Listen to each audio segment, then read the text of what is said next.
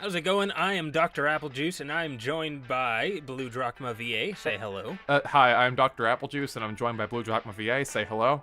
Hello, I am Dr. Applejuice, and I'm joined by BlueDrakmaVA. Say hello. Hi, I'm Dr. Apple.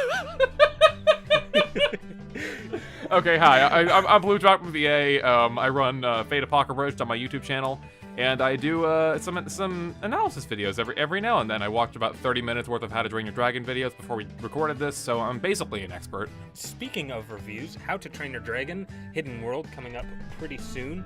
I know the Aussies and the Kiwis already have it out, and I'm kind of annoyed because there was a minor spoiler that I saw. Wait, okay, so I get who the Aussies are, Australia. Who's the Kiwis? New Zealand. New Zealand? How do you connect New Zealand to Kiwis? Because the national bird is the kiwi bird. That's their nicknames. I'm not disputing this, but I don't understand. I wasn't that's aware what you that call kiwi them. was a bird. I don't know. Have you never seen a kiwi bird? No, I might have seen it and just not know what it was called. How to Train Your Dragon's a good movie. I don't know how well you can hear that. I can hear it very. Is that a toothless toy? That's a stormfly toy. Come on. Stormfly? Oh, I'm sorry for not recognizing God, the roar sound. You can't tell the different calls of the dragons by sound? That might as well be How dare Godzilla you. 99. I don't understand. I am not an expert. I like Jurassic World 2. Anyway, moving on. They were out of the toothlesses, and Stormfly is the very obvious second choice. I feel bad because I'm thinking of one specific dragon, but I don't remember which one Stormfly was specifically. Which one are you thinking of? I'm thinking of the red one from like the challenge that Hiccup goes. That's Hookfang. Well, then that's Hookfang. What is Stormfly? Is he the green one? No, it's Astrids. Astrids? Oh, well, now I know who that is. Well, I'm sorry. The Well, Natter. I'm sorry. Look, I tried. I swear, guys, there's a reason I brought him on. I'm not aware of what it is, but there's a reason. All right, so let's get down to the meat and potatoes. How to Train Your Dragon is my absolute favorite movie of all time. Part of that is because it's a fantastic movie, but I also accept that part of it is because of where I was in life in general when I first saw it. I feel like that colors people's opinions of what they watch. Yeah, of course. I think when I first saw the first movie, well, first of all, I read the book before I saw the movie, which wasn't because I was an avid fan of the book or anything. When the movie came out, the book was promoted a bit more heavily because obviously it got an adaptation, and my grandpa got me a copy of that book. I look back very fondly on the books he got me because I had a very close relationship with my grandpa. So, of course, I read it and I really liked it. I didn't actually get to see the movie for another couple of years after that. I don't remember if it was in the late middle school or early high school that I got to see the first and second movie back to back. I know that when I saw the second movie, I was hanging out with my aunt and she was just queuing up movies in the background. We played Mancala. But, for me, it was one of those movies that, like, you queue up, you were kind of curious about it when it came out, but you didn't get a chance to see it, and then, like, you unexpectedly really liked it when you finally got the opportunity to watch it.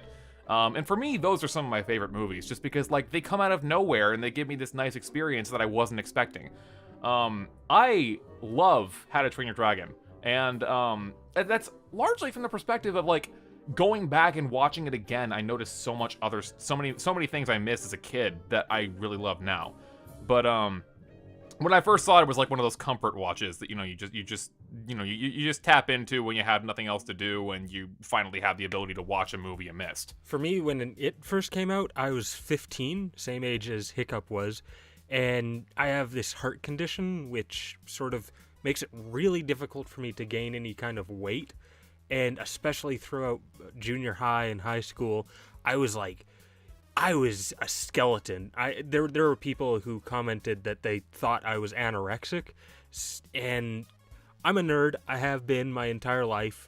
I wasn't necessarily bullied in that point in my life, but I did always feel socially awkward.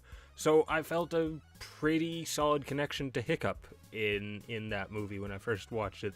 And then the second movie came out. He was 20, didn't really know what he wanted out of life. I was also 20, also didn't know what exactly I wanted out of life, was still searching. And that's sort of stuck with me, on top of the fact that it's just like a fantastic movie. I think there's a really good merit to when movies come out like a few years apart when it comes to sequels, and then there's a time skip and the audience has aged with the characters. It's nice too that they actually do age. Like, I don't think there's very many, if any, Hollywood animated movies where the characters age through the sequel. That's another really nice thing. I like when stories don't end when the characters stop doing things. And the first How to Train Your Dragon movie, it's a good film, but it takes place over the course of like, I don't remember if it's a few weeks or a few months in the movie's time. But you know, when a movie like that comes out, your natural expectation is that if a sequel ever happens, it's going to be happening like right after the events of the first movie. No, the second one takes place like years later. Hiccup, well, I mean, at the end of the first movie, even he had a prosthetic leg, so he didn't get out of the events of the first one unscathed or anything. Yeah, like their actions have consequences. Yeah, there's weight to it. I love that so much. That's one of the things I really like about that movie. I don't know. There's so much that I appreciate about like the details in that. But I like watching my characters grow up, and Hiccup and Toothless are two of the kinds of characters that just do that. I'm trying to think.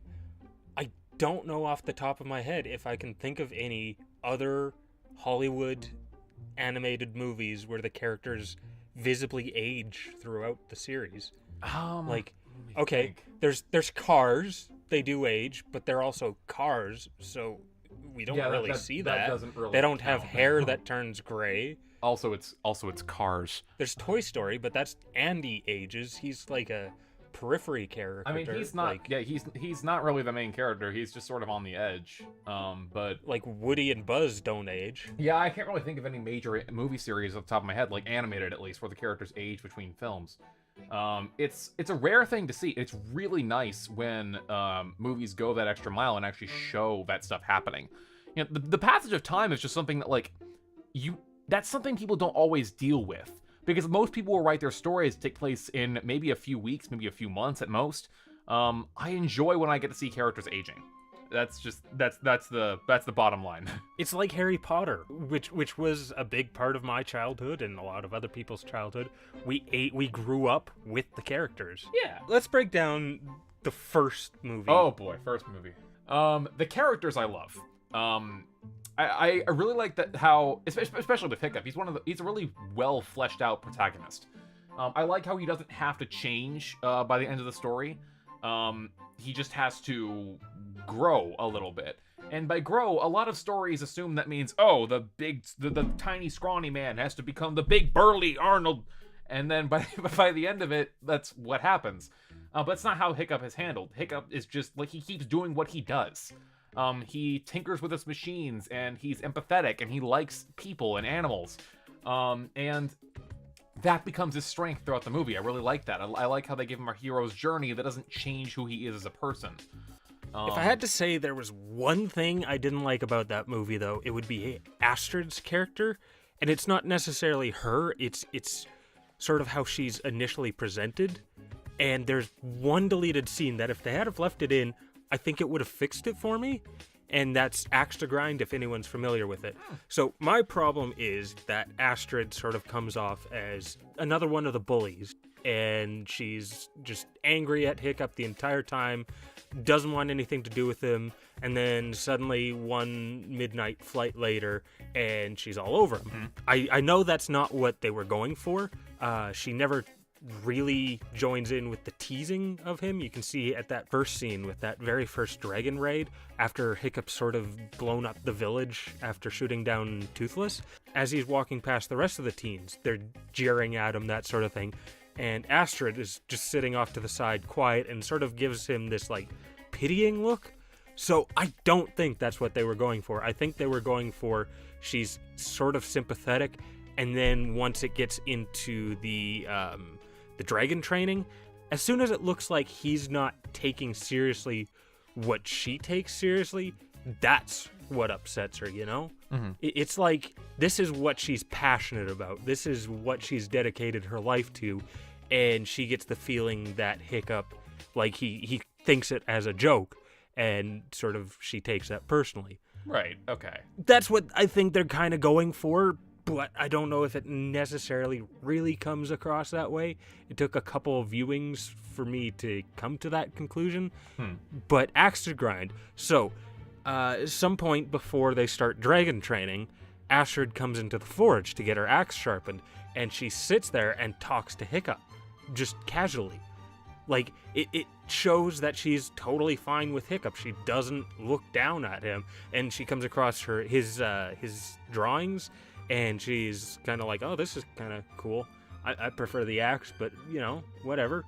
And then after he sharpens her axe, she's like, oh, thanks, and sort of gives him a smile. So it more comes across that she accepts him for who he is, and then once he tries to be something he's not, that's what upsets her. And I feel like it makes the change during the flight scene more palatable, I think, if that had have stayed in. Yeah, and that follows the themes of the movie pretty closely, so I understand how that would, you know, make it better in your eyes, yeah. As for other strengths of the movie, the animation is beautiful. I like how, especially, like, just early in the movie, when we haven't really met Toothless yet, I really like how the animation team, like, puts him behind shadows, and keeps his form ambiguous, because the fact that we don't know what he looks like is a really, really nice way to just illustrate, how wrong the Vikings are about dragons in the first place when he eventually does get shown off. Like, on his book page, it's like, don't encounter him or you'll die. And then you finally meet him, and he's a big baby with, like, who doesn't even use his teeth all the time. It's great. Like, he's like a big puppy. I love it. Oh, one thing I really appreciate about it is the lighting. Like, I know that's not something a lot of people think about, but it's kind of cool to think of, because, like, all the scenes that have Stoic and Hiccup talking, they're lit by a single torch or like a pit of fire in the middle, and it makes the entire scene really dark, and you basically see them and then like a black background, so it looks like there's a void between them, which figuratively there is. And it helps emphasize that. Yeah, I really appreciate that. I do like when movies pay attention to shading and lighting and things like that. Like, whenever a movie pays attention to how it frames a shot and where the light's going and everything like that, it can enhance a shot in so many ways that just drawing the character a different way never could. And especially with 3D animation, I'm always left in awe of what people can like pull off with that. Specifically when Toothless is, I think it's when he's just been untied, or something like that. I know it's when he's first introduced. When he first looks at Hiccup, you can see in his eye the reflection of a tree behind him, just barely there because it's dark, because that would technically still be a shadow. But that kind of stuff just, I love that. I love that when they pay attention to the details in the animation. That's great. I find that DreamWorks is especially good with lighting. Like, go back and watch Megamind, where he does the explosion at the very start. Just how powerful it looks. Or like anything from Rise of the Guardians. Just, I don't know, I feel like all the different animation studios have their strengths, and DreamWorks, one of their strengths is definitely lighting. I think they're probably the most creative, big name animation studio when it comes to lighting. With Kung Fu Panda especially, I think so, yeah. Oh, like the ways they light up the Kung Fu moves, like especially with Oogway and Tai Lung and characters like that, I love when the moves they use create colors in the air that enhance like the scene around them. That's awesome. But okay, we're supposed to be talking about How to Train Your Dragon. We'll do one on Kung Fu Panda. I like Kung Fu Panda. Anyway, that's Kung Fu Panda 2 after How to Train Your Dragon. How to Train Your Dragon 2 is my next favorite DreamWorks movie. So we will definitely do one on that. Definitely open to that. Yeah. Soundtrack. One thing that I really liked about the soundtrack, on top of the fact that it's just generally well-made music is that they gave it a chance to shine. Like, there's a lot of scenes where there's no dialogue or very little dialogue. There's the scenes with Hiccup and Toothless, and obviously Toothless isn't talking, so it's either a one-sided conversation or they don't even talk. They just act out what they need to, and the silence is covered up by the music. Mm-hmm. There's a couple of other scenes where there's like the montages where he's in dragon training and he's getting really good. That's mostly quiet, and the music comes through. There's the romantic flight, quiet, music comes through. I love that. They give a chance for the soundtrack to breathe.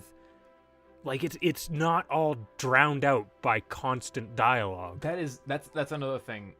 Like, I love when a movie doesn't need to get everything, like all the information you have out with words, and it can let the music and the things you're seeing on screen do the talking for the story. That's great. Show me, do not tell me sometimes. I'm not saying exposition is bad, but when it's all that I have, that's annoying. Because I didn't watch this movie to be given a lecture. I watched this movie because I wanted to be shown a story. Like, if I wanted to read something, I'd read a book. Fantastic writing advice. When you can, show, don't tell. I like being able to just exist in this world and have things be assumed and not be explicitly told everything from what color their toilet paper is to what they eat in the mornings instead of eggs and bacon. Let me assume, please. Did you know that before plumbing was introduced to Hogwarts, the people would just defecate wherever they wanted to, just dispose of it magically? Like, we don't need to know that. There's other stuff like setups and payoffs. I think the first movie does that very, very, very well. Yes. Like, for example, showing how dragons breathe fire by, like, emitting gas and then lighting it up. Yes, everything there is set up beforehand. Like, not so flammable on the inside. And then using that as the mechanic for how to beat the final dragon at the end, that's great. I love that. They take stuff that they learn in the dragon training in order to take on the big dragon, like the make lots of noise, disorient it. So in summary, yeah, I like the first movie a lot. It's really, really good. So going on to the second one, okay, so one thing I felt about the second one is that there are fewer of those setups and payoffs that we just talked about. Like, okay, the first one, all of the things that they used to beat the final boss are already explored earlier. Whereas in the second one, it's not so much. There's the thing about the babies not listening to the alpha. Okay, that's set up so they can get to Burke. Cool. I like that. But then once they're fighting the alpha, suddenly it's, Toothless is competing with the alpha? When did we learn that another dragon species could be the alpha or compete with it? Yeah, that's... Like, that was not set up. That was kind of just pulled out of nowhere. It was like protagonist powers, which isn't uncompelling, but it's not as good as when you set up the entire strategy in the first, like, opening act of the movie.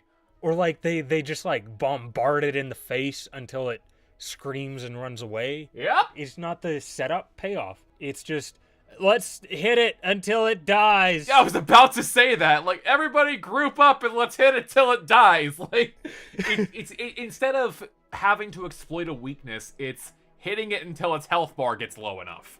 And that's not anywhere near as compelling as far as fight scenes go. Yeah.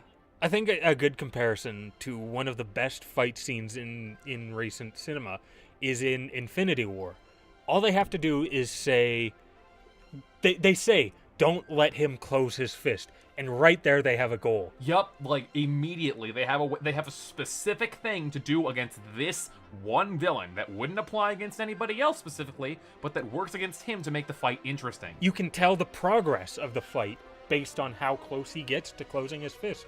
Mm-hmm. Instead of just, okay, now these dragons are firing.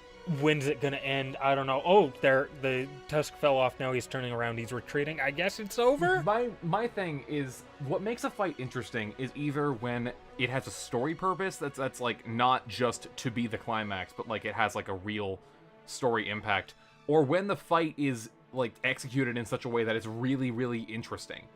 As far as I can see it, when it comes to big endgame fights, those are a lot less interesting 90% of the time than like the mid-game ones that you don't expect but just happen because the story calls for it. In How to Train Your Dragon proper, the first movie, the fight against the Red Death has been basically set up this entire since the end of the second act, and it doesn't necessarily feel like it's just happening for the climax. I mean, we all know that's why, but there's the character motivation of not wanting the dragons to stay pariahs like they were before, of wanting to take back these friends these characters have made along the way, Toothless and everything, and that's a good motivation for that fight.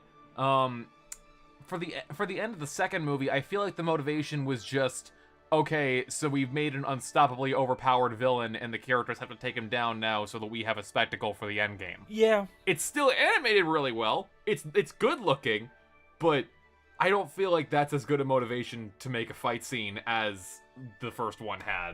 That scene where Toothless is mind-controlled into attacking Stoic, I mean, it was shocking in the moment, but I don't feel like the themes of that scene have been played up quite as much as they should have been. And for that matter, aside from scolding him once, like, I don't remember there being very much, there are many consequences of Toothless having been the one to do that. I mean, I'm not saying that, like, I hate when misunderstandings and mistakes are the motivation behind characters not liking each other, but at the same time, I feel like there should have been more of a reaction than just, don't touch his dead body, wait, no, come back. I don't know. But I don't have many other complaints about the movie. I don't know. I feel like maybe part of the consequence there is on Hiccup, and it sort of it propels him forwards into being a chief. Stoic's always talking beforehand about a chief protects his own, and that's exactly what he does. He protects his son right in the time of need. He sacrifices himself, and that forces Hiccup to take the responsibility that he's been running away from. So maybe that's and that does play into the themes. Well, yeah, it's his sacrifice, yes, but I don't feel like the themes of the scene aside from that were really built up very well. That tying up Stoic's arc, yes, but I feel like that should have been a character moment for Toothless, since he was the one getting control. But I don't know. Aside from that, it's still a good scene. It's just I feel like it was a little bit. I feel like there was a bit more not played with right there. I like how there didn't really have to be a big bad guy in the first. Sure, there was the, what was it called? The Red something. The Red Death. The Red Death, yeah, the Red Death. Sure, the Red Death was kind of the villain in the first movie. But at the same time, despite it being the quote-unquote villain, it was more really just an antagonist. It was just like a wild animal who wanted to control other wild animals. Yeah, it's an obstacle to overcome. Yeah, it's not so much a villain as it is just a natural, antagonist. The second movie having a villain kind of doesn't fall in that same vein, but I feel like they didn't really have a choice, because it's hard to naturally just have real antagonists and not make a, straight up villain if you have sequels. I still thought he was kind of cool. I thought he was a good character. It is a little bit frustrating to go. He wasn't bad, but he wasn't actively good, I don't think, in my mind. Yeah, same. That's mostly my thoughts on him. He was a big gray villain. That was what he was. I don't think he was actually gray, but there's this trope in Hollywood of making the final villain of your conflict be a big dude who's gray and strong. Marvel's really bad about doing that, for example. But yeah, I feel like that's what he was, and the same thing goes for the dragon. The whole they have the power to tear us apart, that could have led to something. Why does he hate dragons so much? Build on that.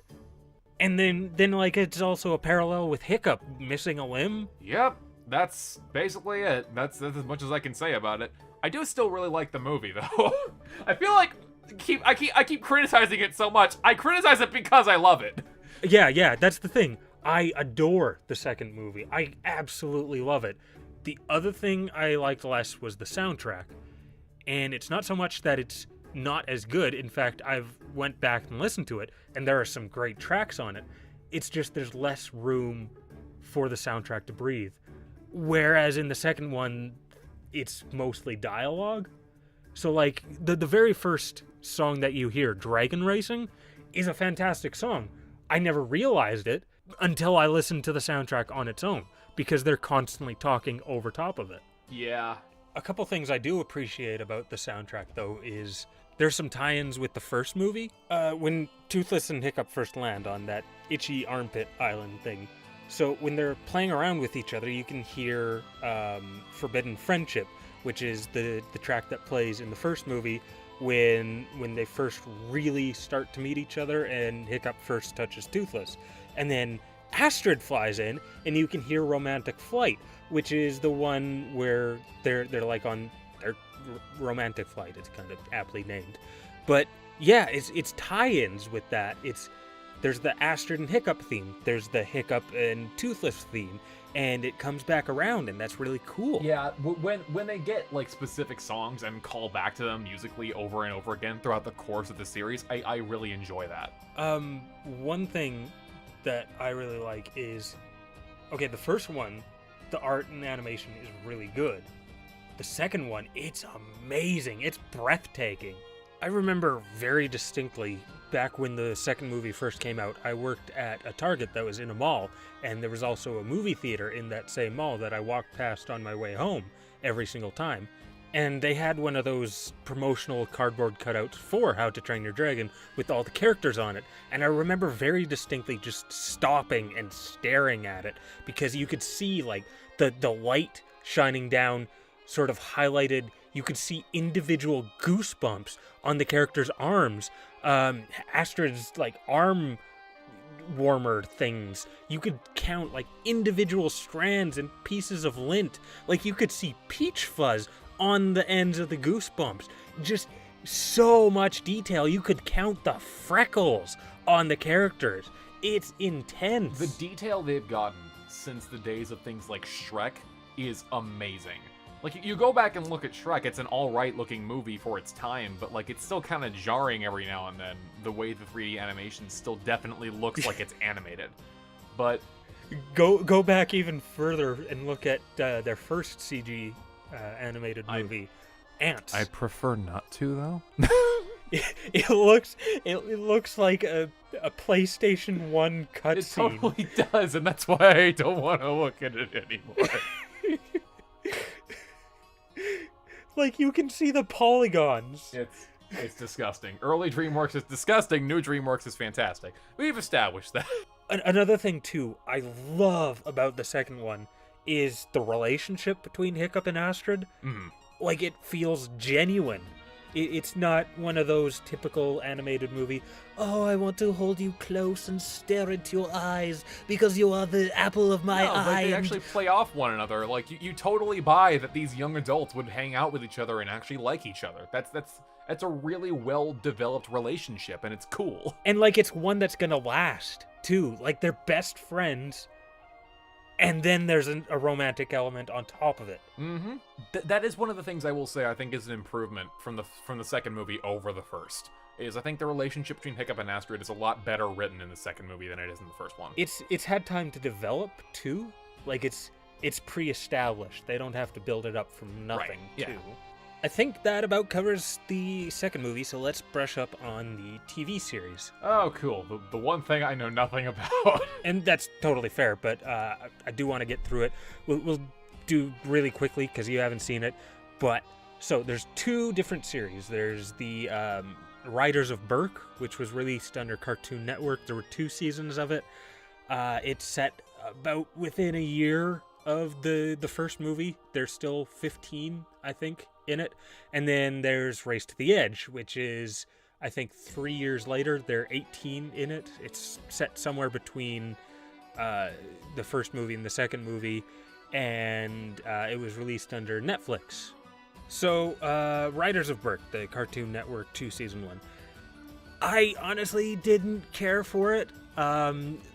villains, nothing really to write home about except for one, Dagger. I thought he was kind of fun. Everyone else is just kind of blah, mwahaha, I'm evil. The plots, the logic behind a lot of the things doesn't make sense. Like the fight scenes, going back to the second movie, a lot of the fights in that resort to just hit them with the dragons until we beat them. And the animation's really bad in it too.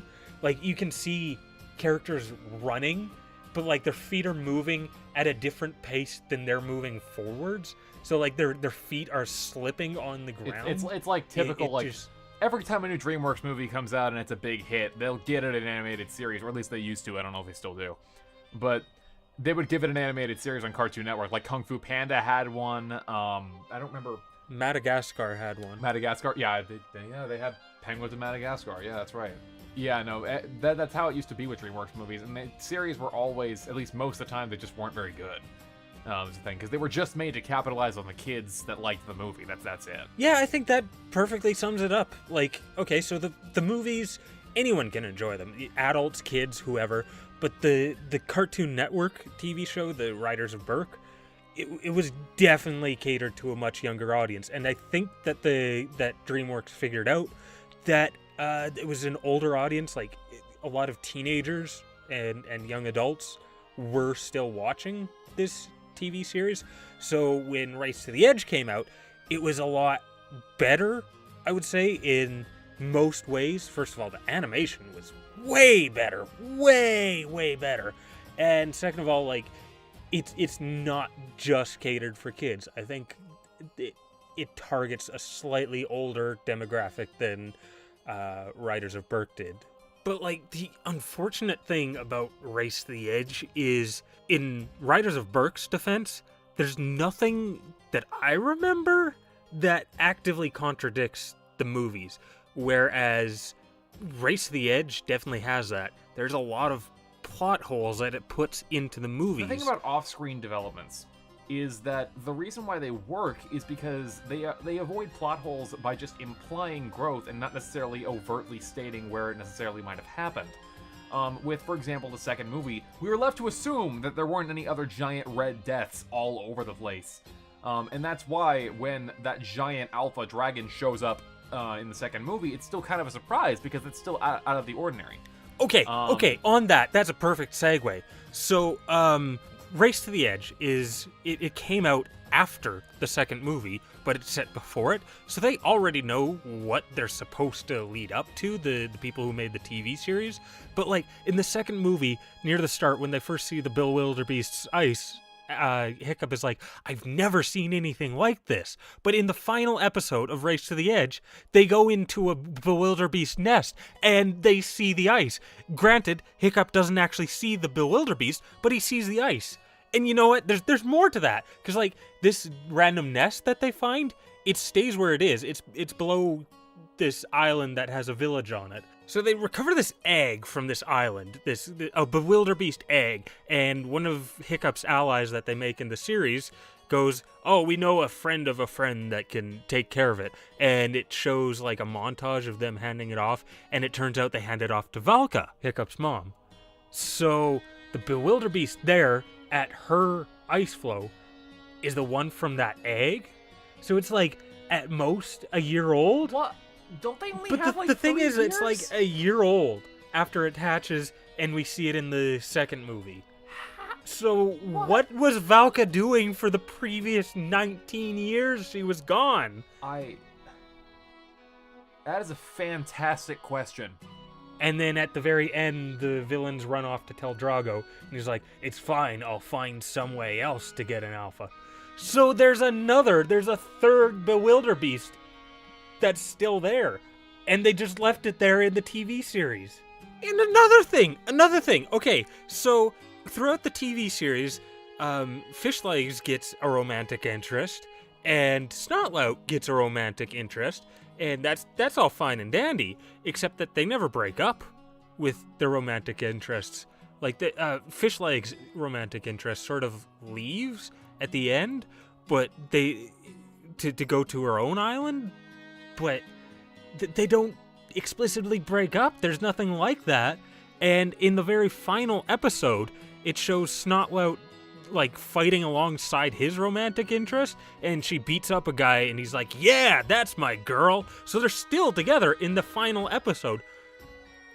And then at the very end, the very epilogue of that same episode, they're suddenly both chasing after Roughnut? It doesn't make sense. Yep. What? And it's not like this came out of nowhere. Again, this series was made after the second movie. They knew full well what they were leading up to. I just love tie-in television series. They're always the best. There are good things about it. Don't get me wrong. There are good things, and I'll get to them. But first, there's another scene where Hiccup and Astrid are like sparring, and they're like on even footing, which I don't like. The one thing that Hiccup is supposed to be bad at is physical prowess. Astrid should be kicking like his that's ass. not where his strengths. Yeah, and it's in the second movie. Like there's the part in Valka's fortress thing where he's trying to scramble up the one slope that Valka just easily climbs, but he can't do it and needs to get Toothless's help. Like, it just proves it. And there's a deleted scene where it's like an extended meeting with Eret, where he actually fights him. And you can tell that Eret is just totally toying with him. Hiccup is in no way in Eret's league as far as physical prowess goes. But the only reason that Hiccup is able to escape is A, that he outthinks him to show that, like, his strength is not in actual strength, it's in outsmarting his opponents, and he's also being toyed with is the other thing. But then the TV series is like, no, he's also like a really good fighter, and this is your power fantasy protagonist. Oh no, there's more to complain about this TV series. There's this one character, Trader Johann, who's like he's this goofy, I am a merchant, I am but a simple, humble merchant, and I will trade you things. And he was in the Cartoon Network series. He was there for 7 seasons. In the 5th season of the Netflix series, it's suddenly revealed that he's actually a villain, and it's just the worst plot twist ever. You thought it was the traitor, but it was I, Dio, this entire time. It's just bad writing. There's no reason for it. It requires him to have a complete 180 on his personality. And, like, his motivation is apparently, I want to become the richest man in the world. That's not compelling. Yup. Okay.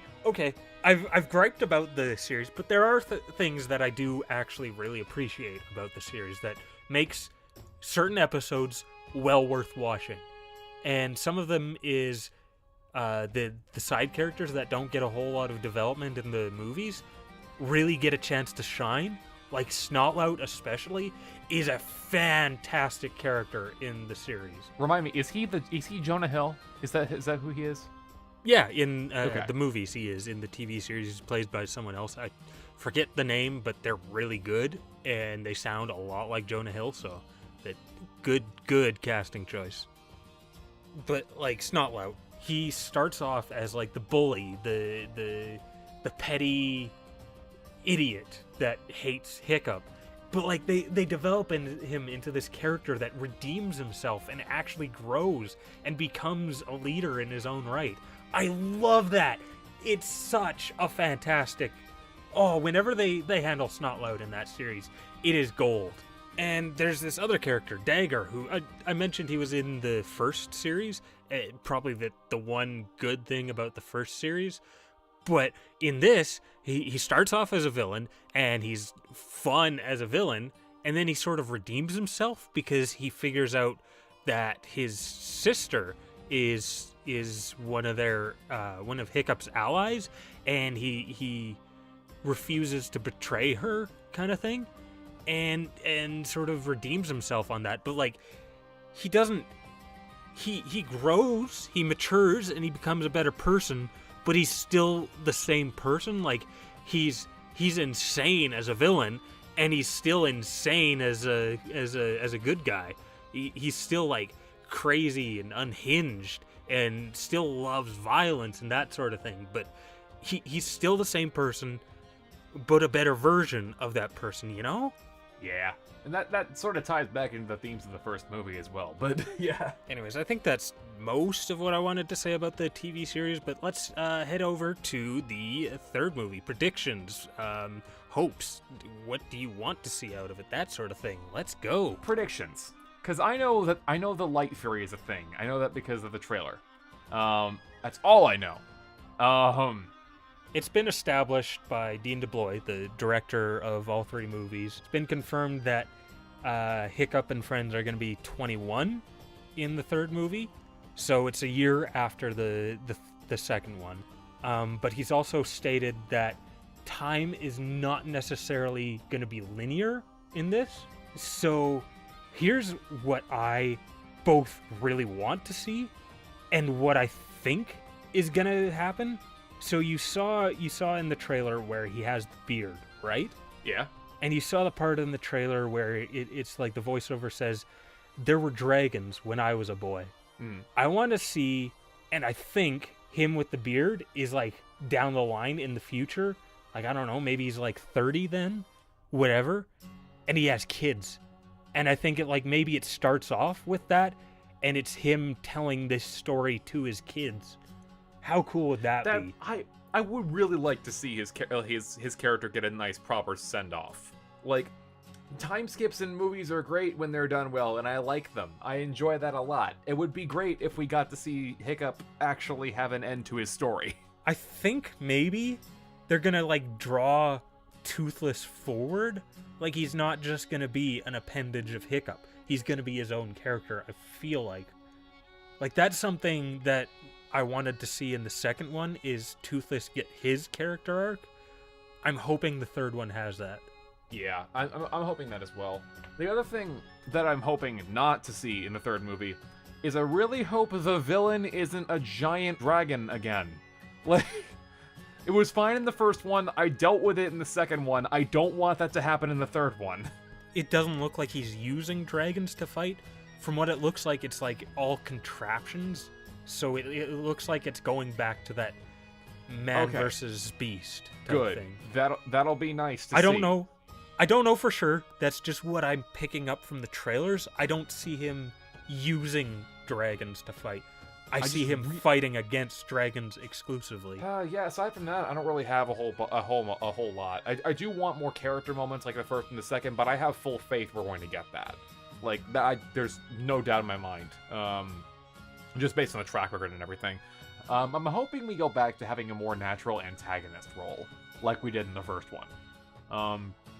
I would hope that the villain, quote-unquote, of the movie isn't necessarily, like, a big evil. I hope there's more to him than just, "I will kill everything you love." Yeah, I'm really hoping it's more of an actual character than a villain. But aside from that, again, there's not a whole lot off the top of my head. It's a lot harder to figure out specific things, because he doesn't have to be like one of those villains who's also the good guy, but some sort of sympathetic motivation. Yeah, I'm not saying give me a morally white villain who's obviously doing what he's doing for the right reasons. I'm just saying give me a villain who's not obviously like Sauron, whatever his title is in Lord of the Rings. Just don't give me that, and I'll be fine. Give me a Thanos and I'll be fine. Yeah, okay, Thanos. His motivations are sympathetic. His plan is not gonna work. I think it's pretty clear it's not gonna work. It doesn't make him a good guy. But, in his own mind, he believes he is a good guy. I want that. Even if he's definitely not the good guy, I want someone who thinks that they're the good guy. Not necessarily someone who's like, "Yeah, I'm bad. What of it?" I want it to definitively end. Don't get me wrong. I want more How to Train Your Dragon, but I don't need more How to Train Your Dragon. Yeah. I don't want to see... I don't want to see a Star Wars, where it just keeps on being dragged back from the dead when it's clearly finished. Yeah. I fully expect that when I go in and watch the movie, I'm going to bawl my eyes out before the start credits even roll. But I'm looking forward to have my emotions torn to shreds and ripped apart in front of my very eyes, reassembled just to be torn apart again. I'm looking forward to not doing that to myself. I am. I'm a masochist. I want to cry. That's a reveal I didn't need today. Bye-bye, everybody! I want to cry, okay? Once again, I'm Dr. Applejuice, and this is BlueDrakmaVA. Yeah, BlueDrakmaVA. I make an abridged series, and I run some analysis, and I occasionally exist, mostly. Only on Tuesdays. Only on Tuesdays. I just got past 10,000 subs. That's pretty cool. Yay! Yeah! So yeah, if you enjoyed his insight on How to Train Your Dragon, you can go check out his channel. He's got insight on other series, mostly anime. Mostly Fate. He does parody work, and yeah, he's a cool dude. Go check him out. Well, that last bit's up to question, but you know, yeah. Links in the description below, and also probably on the screen right in front of you. Go and click that. You know how. You get the mouse and go tap, tap, tap. Peace. Do the thing, please.